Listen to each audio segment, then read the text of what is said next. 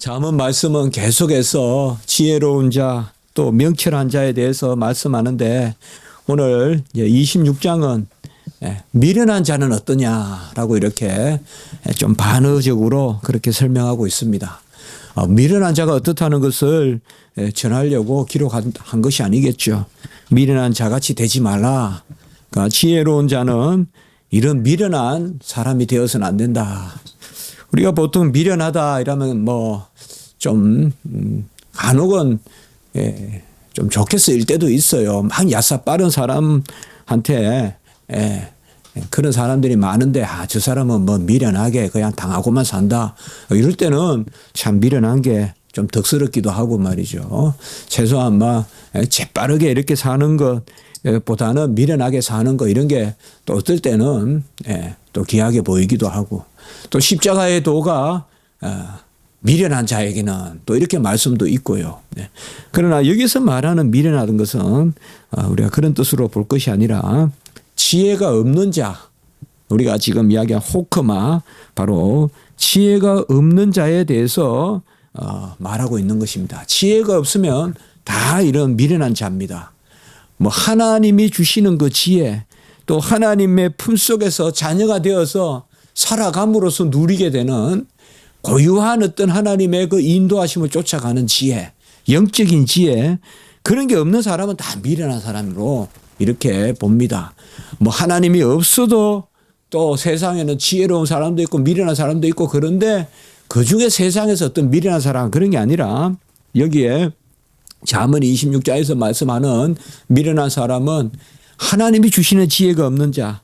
하나님이 주시는 지혜는 우리가 알다시피 하나님과 하나 되고 하나님을 더 가까이 섬기고 또 하나님께 나아가고 하나님 품속에 계시면서 하나님 품속에 머물면서 하나님의 뜻을 분별하고 하나님이 가라면 가고 하나님이 서라면 서고 또 하나님이 행하라면 행하는 그런 것이 바로 지혜로운 자인데 그렇지 못한 사람이 미련한 자입니다. 오늘 1절에 보면 미련한 자에게는 영예가 적당하지 아니하니 이렇게 말씀하고 있습니다.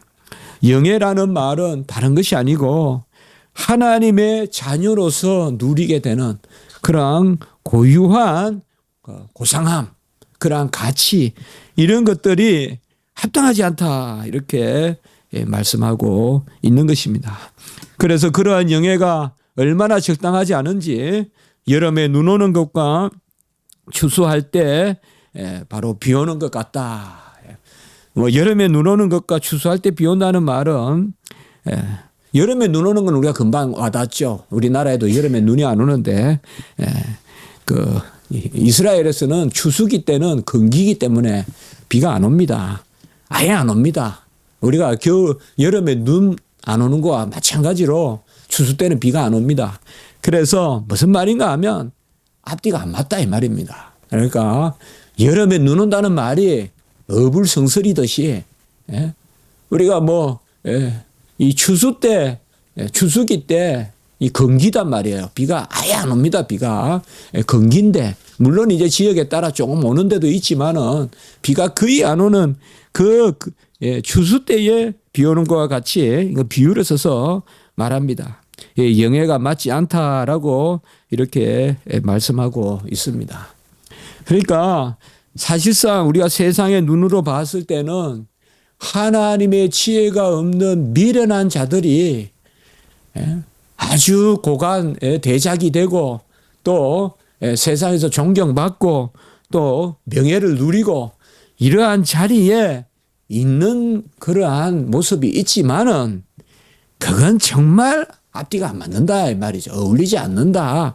한마디로 그래서 여름에 눈 오는 것과 추수 때 비 오는 것과 같이 도무지 어울리지 않는다. 그리고 그러한 미련한 자에게는 무엇이 어울리냐. 오늘 3절의 말씀에 보면 말에게는 채찍이요 나귀에는 재갈이요 미련한 자에게는 등에 막대기니라. 좀 강한 표현을 쓰는데요. 그러니까 미련한 자는 그저 막대기가 떨어지고 등에 그냥 막대기를 등에 막대기가 맞으면 그렇게 아프다고 해요. 그래서 등에 그냥 탁 막대기를 친다는 거죠. 위험하기도 하고 그런 지금 말씀을 하고 있습니다. 그리고 8절에도 보면 오늘 미련한 자에게 영예를 주는 것은 왜 자꾸 이렇게 미련한 자와 영예를 이야기할까요? 사실 영예라는 게 뭡니까, 여러분들? 정말 어떤 재물이나 어떤 뭐 우리가 가지고 있는 소유나 이거보다 영예는 인격이잖아요, 인격. 그 사람의 격이잖아요. 물론 우리가 이 시대는 계급이 없는 시대고 그런 시대를 살지만은 정말 사람의 이 영예, 명예가 사실 생명보다 귀하잖아요. 그렇지 않습니까? 욥이 고난을 당할 때 보면요. 제일 처음에 고난을 당하는 게 바로 재물을 잃잖아요. 그 재물을 잃고 그 다음에 10명의 자식을 잃잖아요. 그리고 아내로부터 또 조금 강한 말을 듣잖아요. 그래 살 바야 죽으라 막 이런 식으로 말을 듣는단 말이에요. 아내로부터. 그리고 마지막으로 친구들이 와가지고 욥이 신앙 없다고 이야기하잖아요. 네가 하나님께 매일 질문이나 던지고 대드니까 이런 고난을 당하지. 욥의 친구들이 그러잖아요. 욥이 당한 이 고난을 4가지를 가만히 보면요. 제일 처음에는 재산이고 그 다음에 자녀고 그 다음에 아내고 그 다음에 명예예요. 명예. 이 명예는 뭔가 하면 바로 신앙의 그러한 고상함이에요. 욥은 정말 동방의 온전한 자요. 하나님이 인정하신 의인이란 말이에요. 어떤 사람보다 온전하고 기도하고 하나님께 주야로 동행하며 살았던 그 사람이라고요. 그 4번째 시험이 가장 이기기 힘든 거예요. 욥이. 자식보다 재물보다 아내보다 더 중요한 게 명예예요. 여기도 지금 바로 그거예요. 미련한 자에게 명예가 합당하지 않다. 사실 우리가 보면 아무리 저는 얼마나 비싼 옷이 있는지 모르겠지만 아무리 그런 옷을 입고 아무리 무슨 비싼 안경을 쓰고 비싼 차를 타고 비싼 신을 신고 다녀도 명예가 도무지 안 어울리는 사람이 있잖아요. 격이 안 맞는. 그것 때문에 어색하잖아요. 누가 봐도. 그거 이야기합니다. 그러니까 미련한 자에게는 영예가 이거 그대로 표현하면 뭔가 하면 하나님이 주신 지혜가 없는 자에게는 하나님의 자녀, 하나님이 높이신 그 하나님이 높여 세워주신 그러한 명예가 합당하지 않는다. 그걸 8절에서는 어떻게 비유하고 있는가 하면 돌을 물매에 매는 것과 같다. 이건 조금 우리가 와닿지 않을 수가 있는데요. 물매라는 건 다른 거가 아니라 우리로 말하는 새총입니다. 새총. 이게 이제 좀 크게 이제 걔가 탁 던지는 거란 말이에요. 물매 이렇게 막 이렇게 하는 거란 말이에요. 그러니까 이 말은 뭔가 하면 8절의 이 표현은 바위를 여기 돌은 큰 돌을 새총에 먹이는 것과 똑같다 이 말이에요. 먹인다 그러죠 우리가. 큰 돌을 새총에 먹여서 쏘는 것이 앞뒤가 안 맞잖아요. 그 말이에요 지금. 돌을 물매에 이때 돌이라고 하지 않고 그래서 물맷돌을 물매에 이러면 물맷돌은 작은 겁니다. 그러니까 다윗이 골리앗을 죽인 물맷돌은 큰 돌이 아니에요. 딱 이마 정수리에 맞을 정도의 돌이거단 말이에요. 그래서 여기서 그런 표현을 하고 있습니다. 자, 여기서 오늘 영예라는 말이 나오는데 정말 우리는 하나님이 우리에게 주신 그러한 영예가 아니면 아무것도 없습니다. 사실 하나님이 우리를 높여서 해야 되고 하나님을 우리 자녀 삼아야 되고 하나님이 우리를 거룩한 백성이라 하셔야 되고 하나님이 우리를 왕같은 제사장이라 불러주셔야 되고 하나님이 우리를 하나님의 소유된 자다. 너는 내 것이다. 인쳐 주셔야지 우리가 격이 높은 것입니다. 그러한 격을 가지고 살아야 돼요. 격조 있게 살아야 되는데 우리의 격조는 바로 하나님이 우리를 높이 세워야 격이 있다 이 말이에요. 좀 허술하면 어떻습니까? 안 그렇습니까? 다 각을 지은 그러한 옷을 입고 다녀야 됩니까? 좀 펑퍼짐한 그런 시골 핫바지 같은 거 입고 다닌다고 누가 그 사람을 업신여기겠어요? 벌써 인품이 있고 대화를 해보면 양식이 있고 그것보다도 여기에서 말하는 영예는 참 품위가 이게 하나님과 동행하는 사람이다 이 말이에요. 예? 무슨 세상을 가지고 쫙 해서 사는 것이 아니라 세상의 일로 일이 일비하고 말이죠. 무슨 일 나면 꼭 죽었다고 무슨 일 나면 또 막 그냥 좋다고 난리를 지기고 하는 그러한 수준이 아니라 하나님과 더불어 사는 수준. 예? 하나님의 자녀. 예? 하나님의 기업으로서 살아가는 사람. 그러한 영예입니다. 예. 사실 우리가 이런 영예가 정말 귀한 거고 이런 영예가 참 흠모할 만한 것이고 참 이런 영예가 이 땅에서 우리가 참 그리운 것 아니겠어요. 이런 향기가 있는 사람을 만나는 게 아름답고 예? 이러한 영예를 가진 사람 하나님이 주시는 영예 이러한 영예가 지혜가 없는 자들에게는 합당하지 않다. 그 지혜가 없는 자는 꼭 미련한 자인데 미련한 자는 거꾸로 말하면 자기 주장하는 사람 예? 자기 고집 내세우는 사람 사사기대로 말하면 자기 소견대로 사는 사람 이런 사람들은 영예가 합당하지 않다 이 말이에요. 하나님을 떠나서 그냥 내가 옳다 하고 내가 자행자지하고 내가 행하고 내가 그치고 이런 사람들은 안 맞다 이 말이에요. 영예가. 예? 그래서 그저 욥을 찾아온 쌩쌩한 친구들이 영예가 있는 게 아니라 욥이 기아장으로 몸을 벅벅 끓고 있고 자식은 다 죽고 재산은 다 그냥 도둑질 당하고 아내조차도 있는지 없는지 그냥 그런 존재가 된 그 버림받은 존재 같지만은 사실상 하나님은 욥의 갈등이 있었지만은 욥을 끝내는 높이는 거 봤을 때 그런 것이 바로 우리 인생의 영예라는 거죠. 바로 미련한 자에게 명예를 주는 것은 돌을 물매에 먹이는 것과 같고 또 바로 우리가 이어서 8절에 보면 미련한 9절에 보면 미련한 자의 입에서 나오는 잠언은 이 말은 참 이게 비꼬는투로 되어 있는 말이라고도 볼 수 있어요. 미련한 자가 막 좋은 말 한다고 미사여구 쓰고 자문이 격언 이런 거란 말이에요. 훈시, 훈계. 미련한 자가 훈계하는 것은 술 취한 자가 손에 든 가시나무와 같다. 오늘 참 비유가 많잖아요. 술이 취해가지고 막 가시나무를 휘둘면 얼마나 위험해요. 그거 맞으면 어떡하겠어요? 안 그렇겠어요?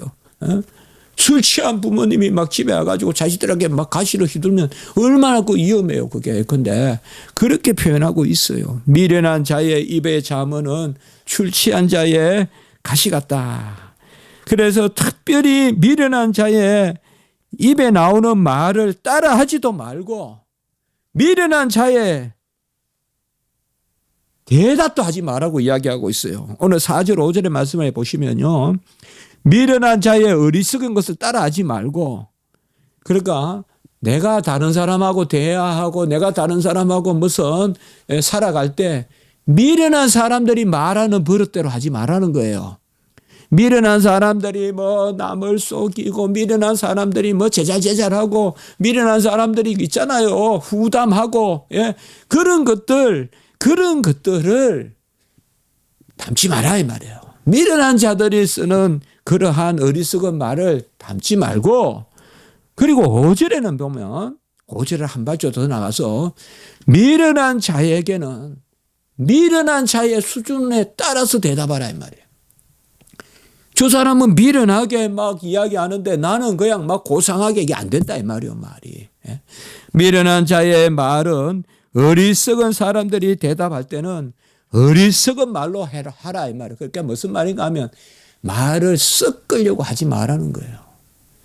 여러분들 우리 성도 여러분 우리가 진주를 돼지에게 주지 말라는 것이 상당히 귀한 말씀이에요. 우리 주님이 말씀했잖아요. 진주를 돼지에 주지 말라는 것은 내가 가진 게 고상하고 다른 사람이 가진 것은 뭐 돼지와 같이 더럽고 그렇게 남을 업신여기란 말이 아닙니다.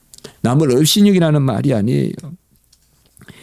우리가 고상한 걸 가지고 남에게 말을 섞으면요.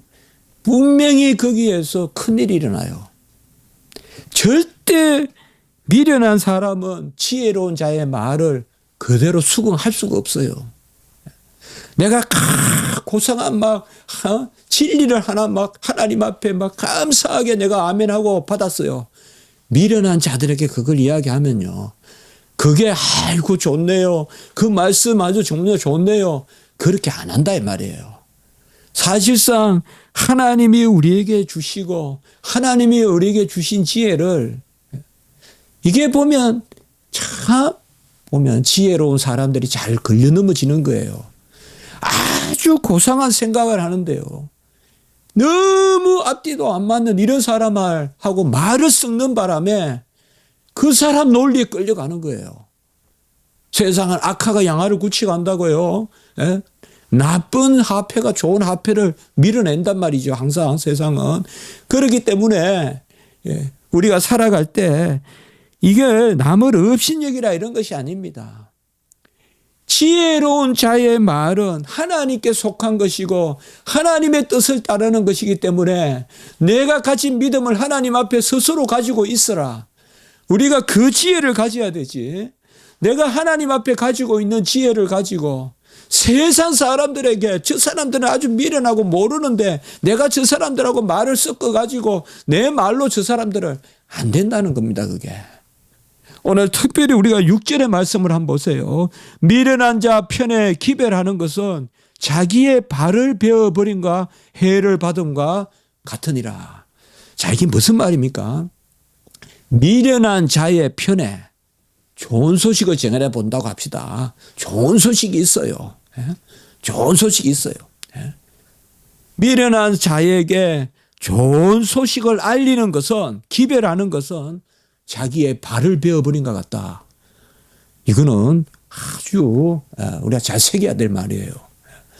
내가 참 좋은 소식이 있어요. 야, 우리나라가, 우리 교회가 이렇게 하면 살겠어요. 한국이 살고 이렇게 하면 한국 교회가 변화되겠어요. 그것을 미련한 자에게 가서 우리가 이런 좀 하나님 말씀이 있는데 말이죠. 오직 말씀으로, 오직 기도로 우리가 세속적인 것을 다 버리고 배금적인 거 다 버리고 우리가 한번 교회 개혁해 봅시다. 이런 말들을 미련한 자에게 하면 미련한 자가 내 발을 베어버린다 이 말이에요. 나는 좋은 소식을 전하러 갔는데 그 사람들이 내 말을 듣고는 그대로 그 말을 받는 게 아니라 그 말을 곡해하고 와전시키고 해서 결국은 좋은 말 전하러 갔던 내 발을 베어버린단 말이에요. 이거는 정말 이런 것들이 이스라엘의 지혜예요. 이런 것들이. 이걸 우리가 오해하시면 안 돼요. 미련한 자들에게는 말씀도 전하지 마라. 미련한 사람에게는 좋은 소식을 전하지 마라. 그런 게 아닙니다. 미련한 자들에게, 대지에게 하나님의 지혜를 구하지 말라는 것이에요. 하나님의 지식을 가지고 하나님의 지혜를 가지고 세상의 동의를 얻으려고 하지 말라는 거예요. 세상의 동의를 얻으려고 하지 말라는 거예요. 저도 살면서 이럴 때 좀 있어요. 보면 너무 귀한 지혜인데 너무 아름다운 말씀인데 이런 것이 전혀 준비가 안 된 사람들에게 이렇게 해보자고 이야기했을 때 전혀 다르게 오히려 제가 올감에 들어가요. 이거 참 뭐라고 표현하기가 쉽지 않은데요. 바로 이런 일들이 많다 이 말이에요. 이것은 그 사람을 무시하라는 말이 아니라 아름다운 복음을 전하지 말라는 것이 아니라 미련한 자들과 경륜을 논하지 말고 미련한 자들과 하나님의 뜻을 가지고 서로 올리 그러니 가타부타를 논하지 말라는 거예요. 그래서 아까 로마서 14장 25절에 너희가 하나님 앞에서 너희 믿음을 스스로 가지고 있어라. 이런 수준이요. 이게 이스라엘의 자문의 수준이 이래요.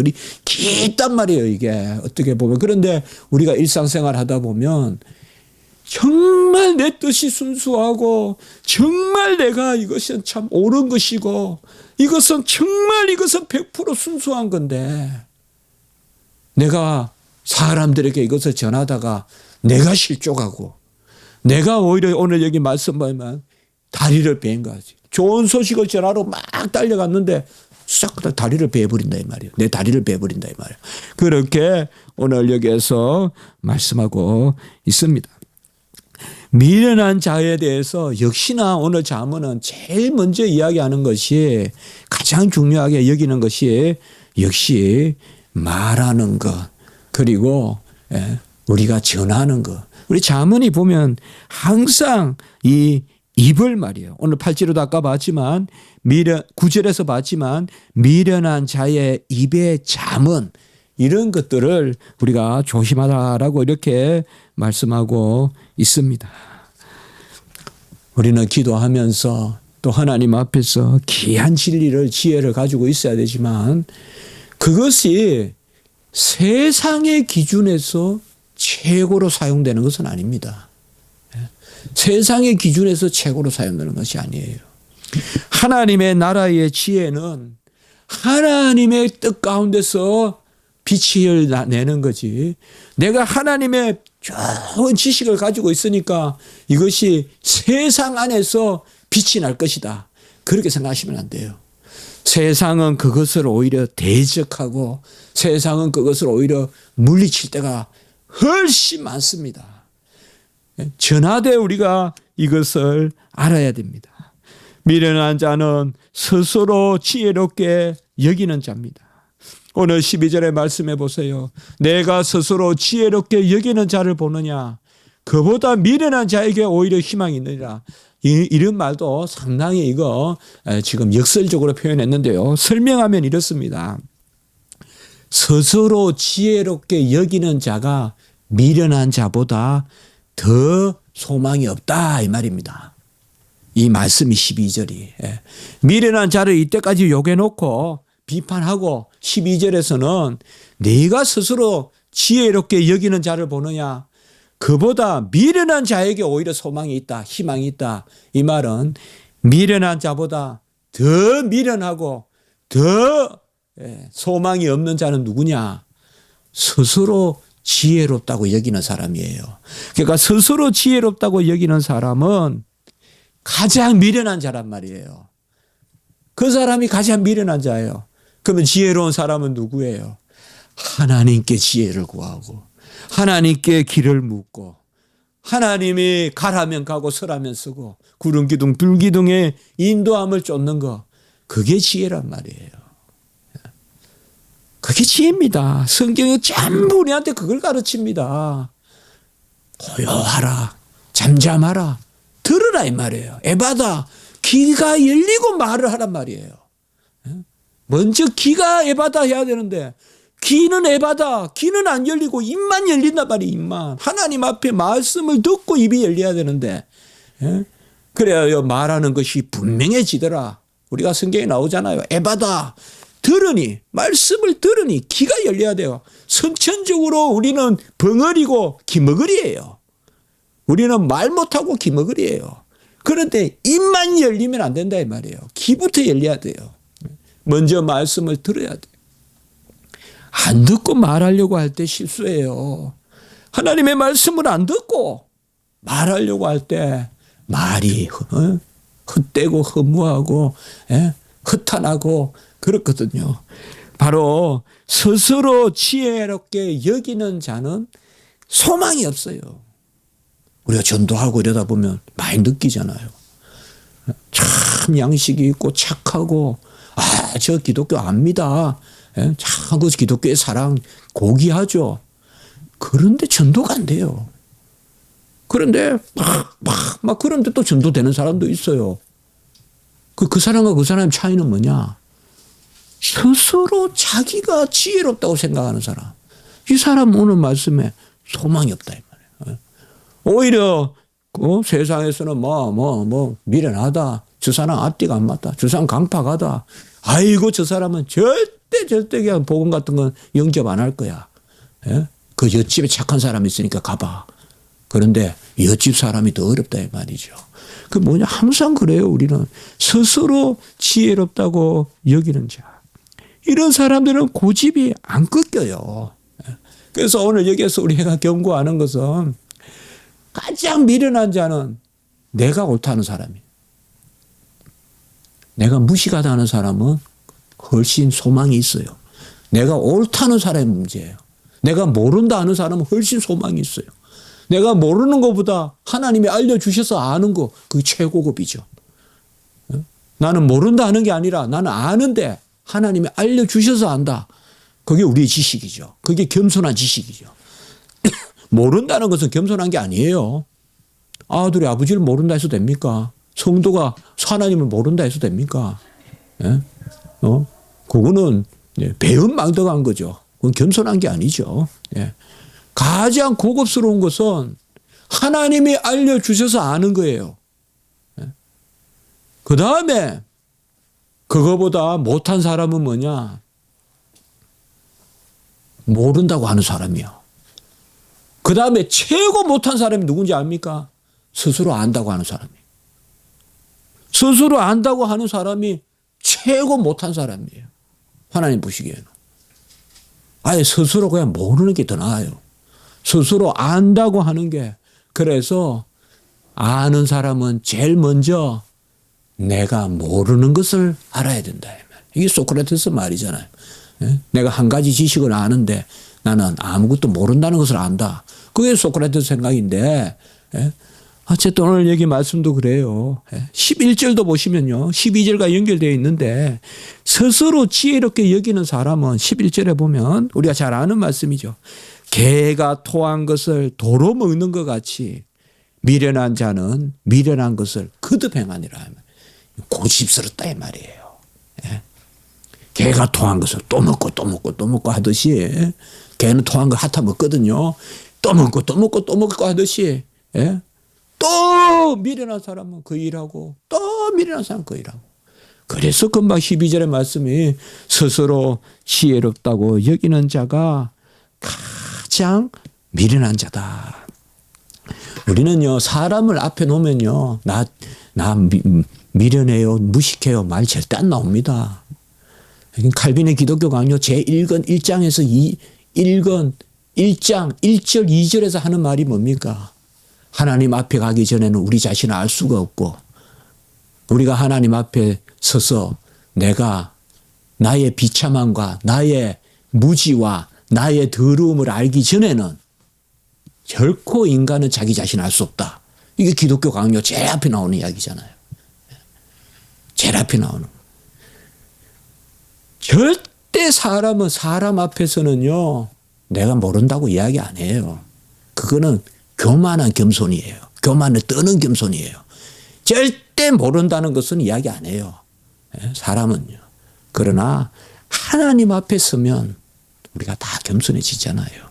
하나님 앞에 서면 역시 칼빈이 이야기했듯이 우리 눈에는 조금만 희게 보이면 희다 하고 조금만 어두워 보이면 검다 하는데 하나님 보시기에는 다 검다 이거죠. 우리는 하도 이미 눈이 더럽혀져 있어서 우리 인생은 눈이 더럽혀져 있어서 그중에 조금 괜찮은 거 보면 착하다 불러주고 조금 괜찮은 거 보면 하얗다고 해주고 하지만 하나님 보시기에는 전부 검다는 거죠. 하나님 앞에 서야 도토리 키재기가 보인다 이 말이에요. 내가 저 사람보다 낫다 하는 게 무슨 소용이 있으며 그렇지 않습니까? 제가 그러거든요. 우리가 그렇잖아요. 이태원에 가서 막 쇼윈도에 좋은 거 참 내가 정말 좋아하는 그런 구두가 있는데 내가 안 훔쳤어. 근데 뉴스에 보니까 그 쇼윈도를 깨고 훔쳤어. 나 그거 정말 갖고 싶고 그런 마음에 있었는데 나는 안 훔쳤어. 그게 의미입니까? 성경은 십계명에 탐심이 있으면 벌써 죄를 지은 거잖아요. 우리가 생각했을 때는 그냥 유리창 안 깨고 안 훔치면 나는 착하다고 생각하죠. 그러나 하나님은 탐심은 죄니, 대부분 탐심은 죄니라고 이야기했잖아요. 탐심은 죄니라. 그리고 십계명에서도 바로 이웃의 재물을 탐하지 말라 그랬잖아요. 하나님 앞에 서야 돼요. 그러니까 이것이 뭐 우리를 힘들게 아니한 게 아니에요. 우리는 어떻게 보면 사람 보면 힘들고 사람 보면 내가 나의 무지를 인정할 수도 없어요. 그게 참 희한한 거죠. 사람 보면 내가 똑똑하다 하면서 또 힘든 거예요. 살아가는 게. 그래서 끝없이 쫓기고 끝없이 경쟁해야 되고 끝없이 시기하고. 그러나 하나님 보면 그냥 나 아무것도 아닙니다. 나 무식합니다. 나 아무것도 아는 거 없습니다. 나 귀 막고 코 막고 눈 막고 나는 할 거 아무것도 없습니다. 그런데 또 마음에 평강이 있잖아요. 마음에 평강이 있잖아요. 그게 정말 지혜예요. 그게 지혜입니다. 그게 지혜입니다. 그게 지혜입니다. 잠잠하라 하는 게 지혜란 말이에요. 잠잠하라 라고 해서 입을 닫고 있으라는 게 아니라 내 말 하지 마라는 거예요. 내 말 하지 마라. 내 말 하지 말고 하나님 하라는 말만 해라 이 말이에요. 잠잠하게 6일 동안 여리고 돌다가 와 소리 내라 하거든. 내라 이거요. 벙어리같이 살아라고 안 했어요. 마지막 날은 소리 질러라 그랬어요. 그러나 그 소리가 뭐예요? 고백이라 이 말이에요. 성이 무너졌도다 하면서 와 소리 지를 때 무너진 거예요. 하나님은 될 일을 미리 선포하고 하시잖아요. 그게 바로 여리고잖아요. 인간은 무너진 거 보고 나서 와 하지만은 하나님의 믿음의 세계는 와 하고 무너져요. 서원이에요 그게 다. 그게 우리의 고백이고요. 우리는 이미 됐다 하고 무너지는 거예요. 예수님이 다 이뤘다 하고 돌아가신 거예요. 십자가에서. 돌아가시기 전에 돌아가시는 의미를 벌써 선포하는 거죠. 우리는 어쨌든 정말 이거 잘 안 돼요. 아는 거. 행실도 깨지고 뭐 잘 깨지는 지식이 잘 안 깨져요. 이게. 내가 안다는 거 이게 잘 안 깨져요. 그러나 하나님 앞에 가서 오늘 이제 후반부 말씀은 뭔가 하면요. 바로 게으른 자가 나옵니다. 자, 미련한 자가 13절로부터는 게으른 자로 표현되는데 게으른 자는 우리가 달리 볼 것이 아니라 하나님의 말씀을 듣지 않고 하나님이 행하라면 행하고 하나님이 서라면 써야 되는데 그렇지 않은 사람을 게으른 자다라고 이렇게 말하고 있습니다. 요새 저 김남준 목사님입니까? 게으름 이런 또 책도 썼잖아요. 그 책도 써가 많이 베스트셀러가 됐다는 이야기 들었는데, 게으른 자가 누굴까요? 그냥 성경을 조금 쫓아가 보면 13절에 보면 길에 사자가 있다 말만 하는 사람이에요. 이게 게으른 사람이에요. 기도도 안 하고 준비도 안 하고 말만 하는 사람이에요. 13절에 보면 게으른 자는 길에 사자가 있다 하느니라. 이 끝이에요. 말만 한다 이 말이에요. 무릎 꿇고 기도를 하든지 아니면 하다도 빨리 그냥 하를 찾아서 어떻게 해보든지 아무 방법이 없다 이 말이에요. 이런 것을 세상에서는 우리는 이런 거 사변적인 지식이라 그래요. 생각만 하는 거예요. 생각만. 아이고 서울이 지금 장안이 이래서 되냐. 아이고 한국 교회가 이래서 되냐. 그 이야기예요. 그런데 결국은 게으른 자는 뭔가 하면 하나님이 살아계셔서 우리를 움직인다는 생각을 안 하는 사람이에요. 그러니까 미련한 사람과 게으른 사람이 통하는 거예요. 그러니까 왜 게으른가 하면 하나님이 저 사자를 처치해 줄 것이야. 그러면 기도하고 하나님의 뜻을 쫓아서 골리앗에 맞서는 다윗과 같이 무슨 물맷돌이라도 들고 사자한테 맞설 텐데 게으른 자는 하나님께 기도도 하지 않고 한 달란트 받은 사람 같이 하나님이 알아 하시겠지 하면서 가만히 있는 사람, 게으른 사람이에요. 그리고 14절에 보면 문짝이를 돌듯이 침상을 뒹군다 이렇게 이야기하고 있습니다. 그리고 15절에 보면 손을 그릇에 넣고도 입으로 올리기를 괴로워하는 사람이 정말 게으른 사람이에요. 먹기 귀찮아서 굶어 죽는 사람이에요. 게으른 사람은 바로 이렇다. 이것은 누가 배고프면 가만히 놔둬도 그냥 손으로 집어 먹겠죠. 근데 여기는 뭘 이야기하는가 하면 우리가 인간이 게으르다는 것도 되지만 달리 말하면 하나님의 섭리를 제대로 이해하지 못하는 사람이에요. 나는 침상에서 뒹굴뒹굴 그냥 돌적이에 그냥 문짝이 돌듯이 지금 우리 지금 교회 문도 지금 돌적이잖아요. 중심 있고 이렇게 예. 미닫이 있잖아요. 미닫이. 이 돌적이에 문짝이 돌듯이 그냥 이리 뒹굴 저리 뒹굴 그냥 침대에서 누워만 있고, 예. 그리고 손을 그냥 넣고 먹으면 될 텐데 말이죠. 예. 기도하면 열매가 있는데 말이죠. 바로 눈앞에. 예. 그냥 손에 쥐어주든 뭘지도 모른다 이 말이에요. 깨어른 사람은. 예. 깨어른 사람은. 한마디로 뭔가 하면 하나님의 섭리를 오해하는 사람들이에요. 예. 하나님은 다 하실 것이니까 우리가 그냥 뭐 좀 더 눕자 졸자. 우리가 지지난주에 나왔잖아요. 손을 모으고 자자. 그럼 하나님 다 하실 것이다.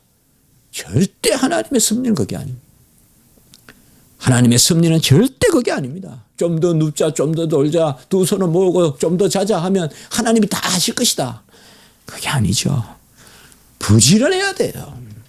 몸을 움직일 수 있는 데까지는 부지런히 움직이고, 사고를 할 수 있는 데까지는 부지런히 사고하고, 책을 읽을 수 있을 때까지는 읽고, 그게 우리 인생의 의미지.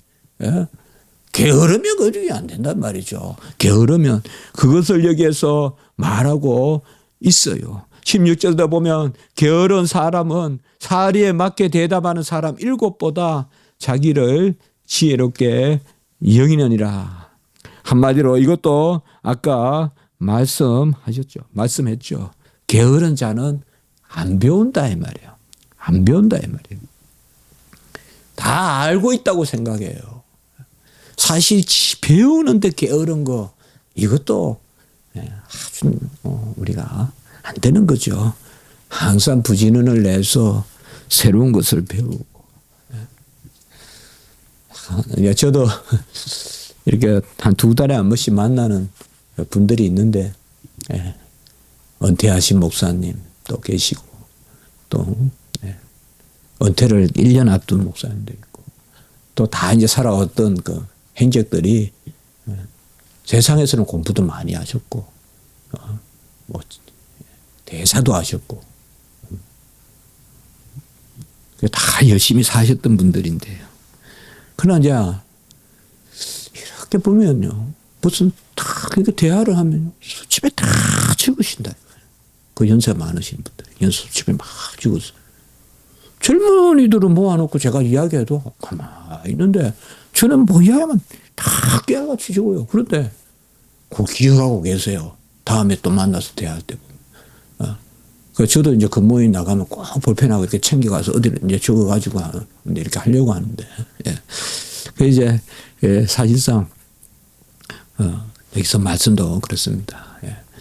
게으른 자는 자기를 지혜롭게 여기는데, 바로 사리에 맞게 대답하는 사람 7보다 더 자기를 지혜롭게 여기고, 그리고 괜히 남의 일을 참견한다. 이것도 17절에 말하고 있는데요. 요거 정도까지만 우리가 좀 보시면 될 것 같아요. 네. 괜히 남의 일에 참견한다. 17절에. 그래서 개의 길을 잡는 자와 같다. 저도 하도 오래돼가지고 개가 기 잡는 거 싫어하죠. 맞습니까? 맞습니까? 제가 이제 하도 오래돼가지고 저도 개를 너무 좋아했는데 개는 기 잡으면 물죠. 맞습니까? 그거 헷갈려요, 이제 제가. 맞죠? 개는 절대 기 잡지 마라 그러죠. 네.